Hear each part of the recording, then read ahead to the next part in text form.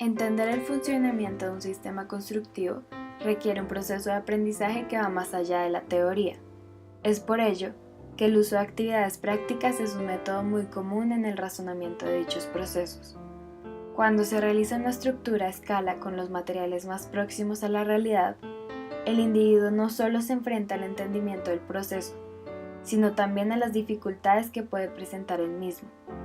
En este caso, el ejercicio integrador permitió que los estudiantes entendieran el paso a paso de una estructura en concreto reforzado, además de vivir el proceso constructivo desde el análisis del terreno hasta la fundición de la placa final. El primer paso en un proceso de construcción es el análisis del terreno.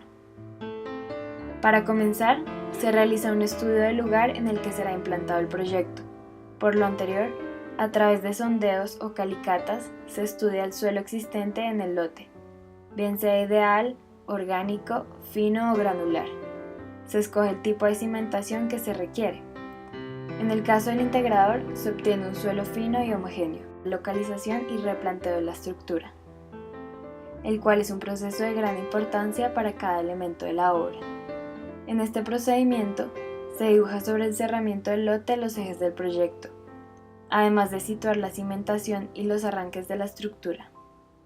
En el caso del integrador, el replanteo se realiza sobre el terreno, para facilitar la marcación de los muros, además de que no existen variantes capaces de causar el desvanecimiento de las marcaciones.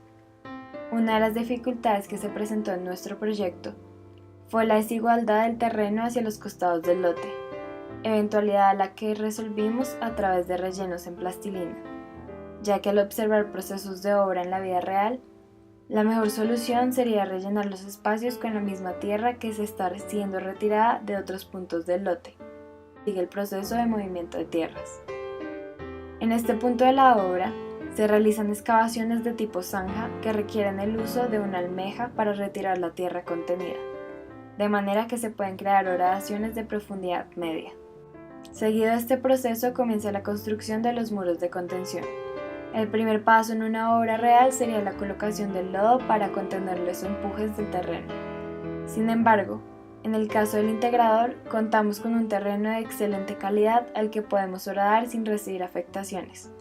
Por lo anterior, el primer paso es la colocación del refuerzo, seguido de la inyección del concreto que en situaciones reales se daría a través de mangueras, retirando así el lodo bentonítico. Posterior a la fundición de las pantallas, comienzan las excavaciones de tipo batalle, realizadas por secciones para facilitar el manejo del terreno y la fundición de los muros restantes. Los muros de tipo tieback. El proceso constructivo de los mismos está dividido en 8 puntos. En primer lugar está la excavación y la realización de los perfiles, seguido por la limpieza de los hierros, el enlace de los refuerzos y la ubicación del agujero destinado al drenaje y anclaje. El tercer punto es el engrase de las formaletas, seguido por el apuntalamiento y fundición del concreto. El quinto punto es la descimbrada y perforación del muro, seguido por el amarre y la inserción del anclaje. Por último, se inyecta el concreto y se espera que fragúe. Parte del proceso de fundición realizado en el ejercicio se vio afectado por dos variantes. La primera de ellas fue la inclinación accidental de los muros de contención, razón por la cual las formaletas para los muros tieback adquirían la misma inclinación, y la segunda fue el espesor desigual en los muros laterales del tipo tieback, los cuales generaron una gran dificultad a la hora de fundir el muro central debido a que la formaleta no encajaba en el espacio. Sin embargo, ante esta problemática se generó una solución simple basada en el sellamiento de los espacios por los cuales podía haber filtración. La excavación final del terreno se generó después de haber logrado la fundición de los muros con mayor influencia sobre el mismo, de manera que el proceso siguiente fue la cimentación de tipo pilotes. Para este proceso se hizo un ejercicio de replanteo y a partir del mismo se inició la excavación del lote. Para poder fundir los pilotes se realizaron horadaciones que después fueron rellenadas con el refuerzo de acero e inyectadas con hormigón. De este modo la estructura trabajaba con una cimentación de tipo profunda basada en refuerzos de fricción que aseguran la adherencia del pilote al terreno. El siguiente paso es la excavación de un bloque del terreno. cuyas dimensiones son 6 por 5 por 1. Para este proceso hubo que descabezar el material de los pilotes que quedaba en la superficie, acto seguido por la fundición de la viga de amarre. El proceso de la misma es parecido al de los muros, con la diferencia de que no hay anclaje y el uso de la formaleta es obligatorio. En esta fase del proyecto, el refuerzo de la viga es enlazado con el de los pilotes, de manera que se genera una continuidad constructiva y la distribución de cargas es directa. Ulterior a ello se ejecuta la fundición del concreto.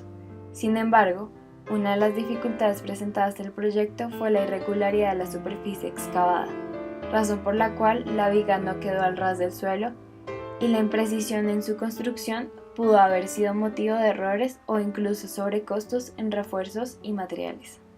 El siguiente punto es el levantamiento de la estructura, que en este caso incluye 2 columnas y un muro. Para la elaboración de los mismos se hace un entrelazado entre los pelos de acero provenientes de la viga de amarre y la estructura creada, seguido por la creación de las formaletas que, como su nombre lo indica, darán la forma deseada para las columnas y el muro. Con el vertimiento del concreto, el paso a seguir es la espera, de manera que respetar el tiempo de fraguado es fundamental. Además, es importante asegurarse de no tener espacios de filtración, ya que el concreto puede deformarse o incluso derramarse. Después de tener la estructura en su estado endurecido, el paso a seguir es la construcción de la placa.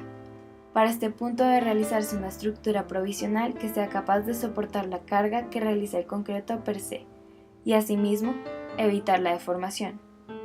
En consiguiente, se realiza la formaleta que además se verá complementada por el uso de casetones en icopor.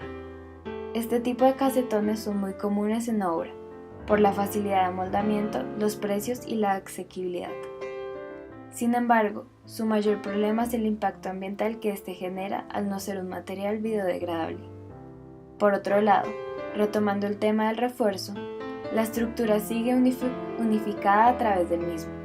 Por lo anterior, la placa también cuenta con un refuerzo de acero conectado con la estructura vertical, de manera que en el momento de fundir el concreto, el acero debe quedar a la vista, asegurando que la continuidad de la estructura no se pierda. En el segundo piso del proyecto desaparece el cerramiento de tipo muro y quedan a la vista 4 columnas adyacentes. Su proceso de construcción es igual al de la estructura vertical del primer piso, por lo que la importancia de este proceso recae en la estructura correcta de las formaletas, el recubrimiento de las mismas y el correcto vertimiento del concreto. Por último, está la construcción de la placa final. La técnica constructiva se divide en 3 puntos. El primero es la construcción de las estructuras provisionales. Situadas a los costados del proyecto, el objetivo de ellas, como lo dije anteriormente, es retener los empujes del concreto y evitar las deformaciones. El segundo paso es la construcción de las formaletas, que a su vez cuentan con casetones de icopor, para dar la forma de las vigas. Con la fundición del concreto hecha y el proceso de secado listo, nos disponemos a colocar una parrilla de refuerzos que se amarre a los pelos de la estructura y permita la continuidad que se está buscando desde un comienzo. El tercer punto es el vertimiento del concreto, que debe cubrir toda la estructura de steel deck y refuerzo, además de ser vibrado para asegurar la evacuación del aire en el interior del hormigón. Una eventualidad presentada en la obra fue el quiebre de esta última placa, y según el análisis realizado, se obtuvo que la probabilidad de quiebre es más alta a mayor vertimiento de aditivos como el acelerante. Como grupo pudimos determinar que todo proceso constructivo está sujeto a eventualidades, que pueden ser dadas debido a desconocimientos de los sustratos de la Tierra o a factores climáticos e incluso a errores humanos. Sin embargo, estos errores deben tratar de mantenerse al mínimo, pues las consecuencias en sobrecostos económicos y en tiempo de obra reflejan pérdidas para la empresa, el arquitecto y el cliente. Asimismo, podemos concluir que el tiempo y un buen equipo de trabajo son factores fundamentales para la construcción de una obra, pues todos los procesos requieren de mucha dedicación y a su vez tiempo de ejecución razonable para cumplir con todas las determinantes de un proyecto.